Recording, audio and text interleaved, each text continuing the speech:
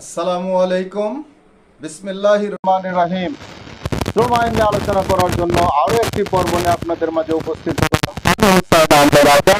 সাধারণ সম্পাদক, বাংলাদেশ প্রগতিশীল নির্মাণ শ্রমিক ফেডারেশন। আশা করি সকলে ভালো আছেন।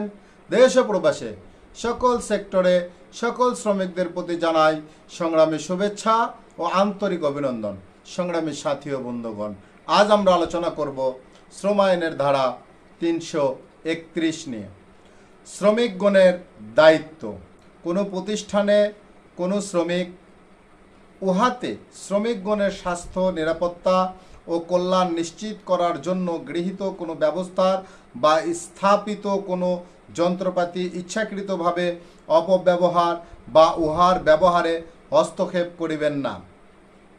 ইচ্ছাকৃতভাবে বা যুক্তিসঙ্গত কারণ ব্যতিরেকে এমন কোনো কিছু করিবেন না যাহাতে তাহার বা অন্য কোনো ব্যক্তির বিপদ হইতে পারে।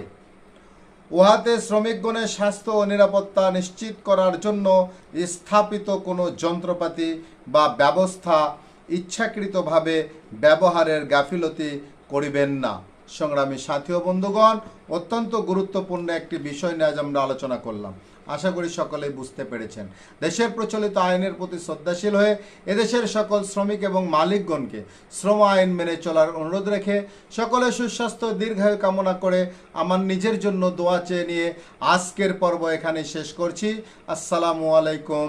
আল্লাহ হাফেজ।